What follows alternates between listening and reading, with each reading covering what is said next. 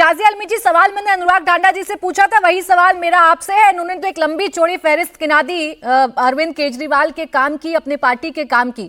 आप बताइए, 2 मिनट का वक्त आपके पास है कि दिल्ली की जनता आपको वोट क्यों करे?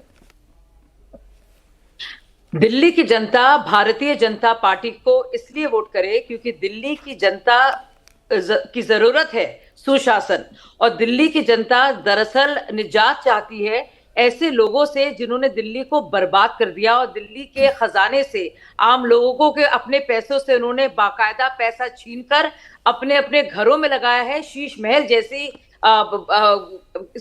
सुल्तानों की तरह इन्होंने बिल्डिंग्स बनाई हैं।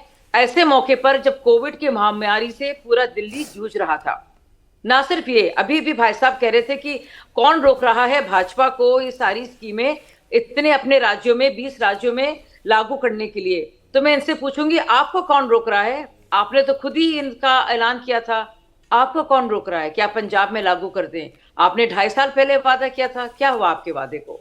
अपने ही वादे को अपने ही राज्य में जो आपके ही अधीन है, आप ही की पार्टी जिस पर शासन कर रही है, वहां तो आप लागू कर नहीं पा रहे हैं। उल्टा आप चुनौती दे रहे हैं भारतीय जनता पार्टी को, वो भारतीय जनता पार्टी जो 20-20 राज्यों में है, जहां पे मोदी जी की गारंटी को विश्वसनीय माना जाता है और बाकायदा एंटी इनकम्बेंसी की पूरी वेव को तोड़ते हुए, लांघते हुए प्रो इनकम्बेंसी के तहत बार बार मोदी जी को विश्वास करते हुए और उनके स्कीम्स को, उनके काम को मोहर लगाते हुए उनको लगातार जो है जीत हासिल हो रही है और लोगों का प्यार वोटों के साथ मिलता आ रहा है। तो कितना झूठ बोलेंगे भाई साहब, कितना ज्यादा वर्गलाएंगे, कितना भागेंगे असली सवालों से, समझ में नहीं आता। ठीक है, आपके सवालों का जवाब अनुराग ढांडा जी देंगे और उनके सवालों का जवाब आप देंगी, लेकिन उससे पहले रोमेश सब्रवाल जी को भी मैं जरा चर्चा में इंक्लूड कर देती हूँ। कांग्रेस के नेता हैं रोमेश जी, एक के पास अपने 10 साल के काम है गिनाने के लिए, एक पार्टी भारतीय जनता पार्टी, उनके पास प्रधानमंत्री नरेंद्र मोदी का बड़ा चेहरा है। आपके पास क्या है? आपको दिल्ली की जनता क्यों वोट करे?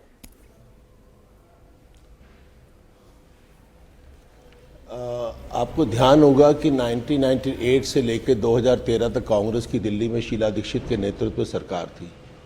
हम लोगों ने दिल्ली में इंद्रप्रस्था गुरु गोविंद सिंह यूनिवर्सिटी बनाई, हमने कॉलेजेस खोले, हमने दिल्ली कॉलेज इंजीनियरिंग जैसे 3 और कॉलेजेस दिल्ली के अंदर, NICT, इन सबको डीम्ड यूनिवर्सिटी बनाया।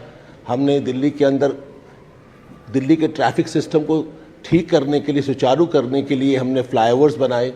हम लोगों ने उसके दौरान ही दिल्ली को स्वच्छ रखने के लिए CNG को लागू किया, पूरे व्हीकल्स को, बसेस को CNG के पैटर्न पे लेकर गए। दिल्ली मेट्रो जो राजीव जी का सपना था उसको हमने शुरू किया।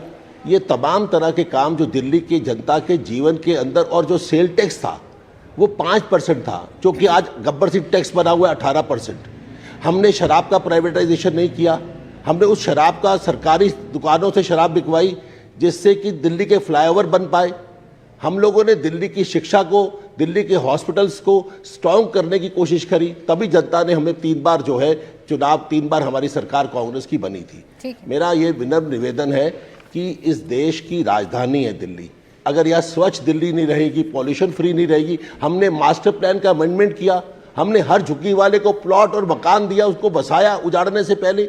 हमने मास्टर प्लान का अमेंडमेंट किया कि लोगों के पास 3 मंजिल मकान बनकर लोग सारे के सारे जो पलायन करके भारत के दूसरे रास्तों से आ रहे हैं, देशों दूसरे राज्यों से आ रहे हैं, वो बस पाए। हमने अनऑथराइज्ड कॉलोनियों को रेगुलराइज किया, हमने वहाँ इंफ्रास्ट्रक्चर बनाया, हमने वहाँ सीवर दिया, हमने वहाँ पर नल का पानी दिया, बिजली दी, तमाम तरह की चीजें हम लोगों ने जो दिल्ली की जनता के लिए, जो पलायन करके भी दिल्ली की जनता आ रही थी दूसरे राज्यों से। रोमेश जी, लेकिन 10 सालों से आप सत्ता से बाहर हैं, आपके इन कामों पर जनता मुहर नहीं लगा पा रही है और अरविंद केजरीवाल जो बता रहे हैं उस पर मुहर जरूर लग रही है।